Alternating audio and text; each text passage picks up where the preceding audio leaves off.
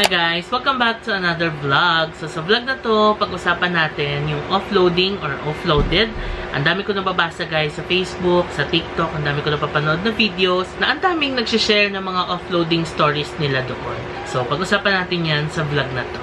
So, offloaded means dininay ka ng Philippine Immigration na makaalis ng bansa or di kaya naman, dininay ka ng bansang pupuntahan mo na makapasok doon kaya pababalikin ka. So, that's the same thing. Pero, ang usual na nababasa ko ay na-offload sila dito pa lang sa Philippine Immigration.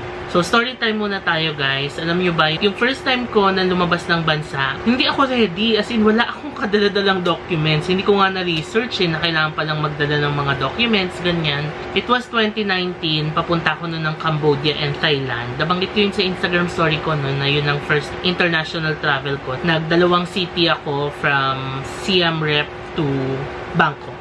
So, nung nasa immigration ako, ang tinanong lang sa akin nun guys, alam nyo, return ticket lang, tapos address lang ng mga hotels na pagsistayan ko.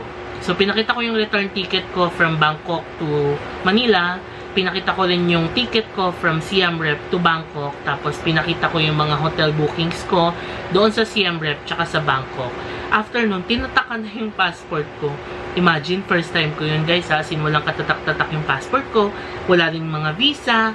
So, ayun. Yun ang naging first experience ko sa immigration. Kaya, hindi rin ako natakot sa immigration talaga. And, naisip ko rin, ginagawa lang naman talaga nila yung trabaho nila. So, magbibigay ako ng mga tips na pwede ninyong gawin para iwas offload sa immigration. Ito guys, ay based on personal experience ko lang. Siyempre, number one, you have to show a return ticket. Kasi kung turista ka at pupunta ka sa ibang bansa, of course, babalik ka ng Pilipinas kasi magtutour ka lang doon, di ba? Hindi ka naman mag-work. So, kailangan, pakita mo na may return ticket ka para makita ng immigration na, ay, babalik to. Hindi to mag-a-apply lang doon. Hindi to magkukunwaring tourist at mag-a-apply lang doon at hindi na babalik.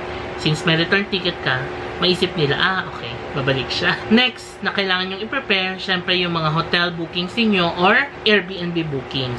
Syempre, kung turista ka, magbubook ka ng hotel dun sa bansang pupuntahan mo or magbubook ka ng Airbnb. Bakit kailangan mong i-prepare to? Kasi syempre, para makita nila na turista ka lang dun and nagbook ka lang ng hotel for a few days dahil nga magtutour ka lang. Unless, may pupuntahan kang kamag-anak tapos dun ka magsistay. Kapag ganun yung case, better kung makakuha kayo ng invitation letter sa tutuluyan ninyo, tapos yung address nung bahay or nung condo or nung location ng tutuluyan ninyo. Next na pwedeng hanapin guys ng Philippine Immigration Officers ay tour itinerary. Usually naman bago tayo umalis ng bansa at bago tayo mag-tour, nililista naman natin kung ano-ano yung mga pupuntahan natin, di ba? So better kung meron kayong ganon para in case na hanapin, prepared kayo. Next na pwede nilang tanungin is yung proof of support or your proof of financial capacity to travel outside the country. Baka tanungin, may pera ka bang dala? Magkano yung dala mong pera? May credit card ka ba? May debit card? Bank statement to show kung magkano ang laman ng debit card mo. So, yung mga yan, pwede nilang hanapin yan, no? In case na gusto lang nilang malaman na kaya mo bang suportahan yung travel mo doon sa bansang pupuntahan mo. Next, pwede mo rin i-prepare is yung certificate of employment mo, company ID, para lang mapatunayan mo na may trabaho ka dito sa Philippines at hindi ka maghahanap ng trabaho sa ibang bansa. At babalik ka dito dahil may trabaho ka nga. So, pag ganyan, usually dinadala ko yung company ID ko to show na, ito yung ID ko sa company namin, ito yung regular work ko, ganyan, para mapatunayan na babalik nga ako. Pwede rin kayong humingi ng mga certificate of leave sa inyong HR. Usually, nagbibigay naman yan sila ng certificate of leave, diba? Pwedeng sa email, pwedeng print, para in case na hanapin, may ipapakita kayo.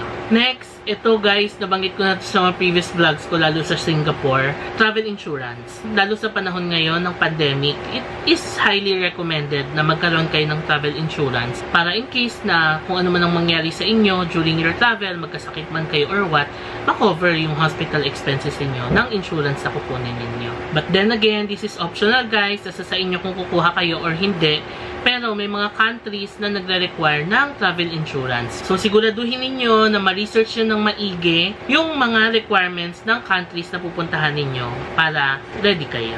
Last but not the least na tip ko is relax, be confident, and sumagot lang kayo ng straight to the point. Kung wala naman kayong tinatago guys, diba? Be confident na kung anong tinanong sa inyo, sagutin nyo lang. Saan kayo mag-hotel, sagutin nyo lang kung saan.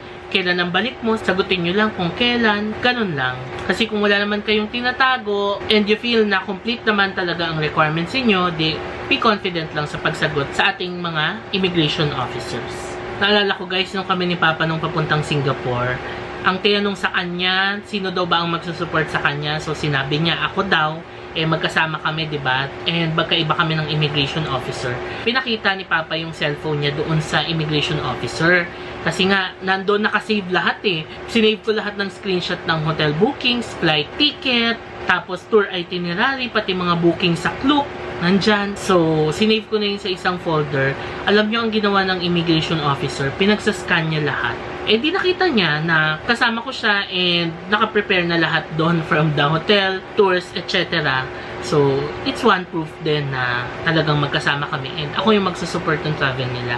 Sabi nga ni Papa, tinignan din daw yung mga pictures kasi di ba pag nakasave sa gallery mo, pag in-scroll mo ng in-scroll, makikita mo yung mga pictures. So isa yun sa tinignan ng immigration officer kasi tinanong niya, ito po yung family ninyo, asan po si Mami, ganyan. Di ba? So na ni Papa na, tinitignan din pala nila yung pictures.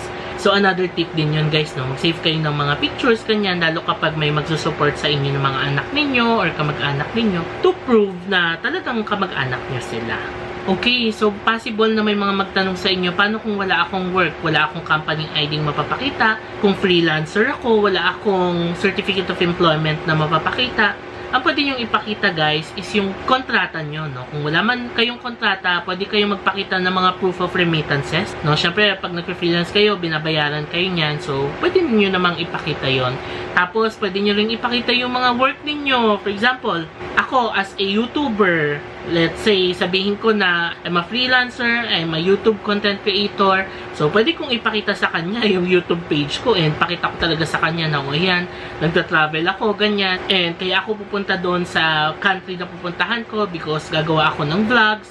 So, yun. Yung mga ganyan, guys, pwede nyong ipakita din yan doon sa immigration officer. Paano naman kung hindi ka private employee? For example, may business ka, di pakita mo yung business permit mo, yung DTI certificate mo, or yung proof na may business ka talaga. For example, nagpo-post ka sa Facebook na, ganito yung business mo, may water refilling station ka, etc. etc.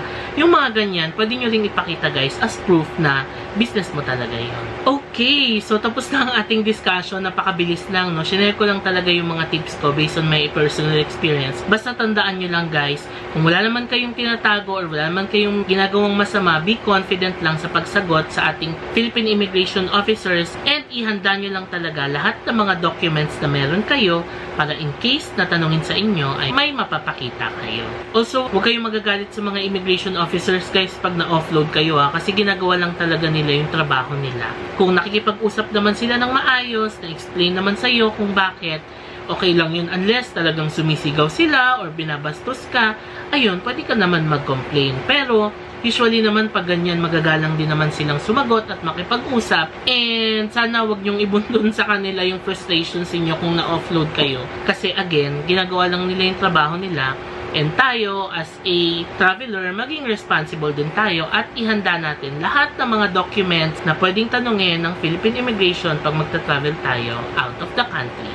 So, that is it guys. Sana marami kayong information na nakuha sa vlog na ito. And kung meron man akong na-miss out na you feel na makakatulong din sa ibang kapwa nating travelers, pwede nyo yan i-share sa comment section below para makita din ng mga ibang co-travelers natin na manonood ng video na ito. Alright, so end na natin tong vlog. Before anything else, please follow me on my social media accounts. It's JM Banquisio on Facebook and JM's Journey 24 on Instagram. So that is it guys for this vlog. Kung nagustuhan nyo tong vlog na to, please paki-like nyo naman and subscribe kayo sa channel ko and hit that notification bell para maging updated kayo sa lahat ng mga uploads natin. Maraming salamat sa panonood and I'll see you on my next vlog. Bye!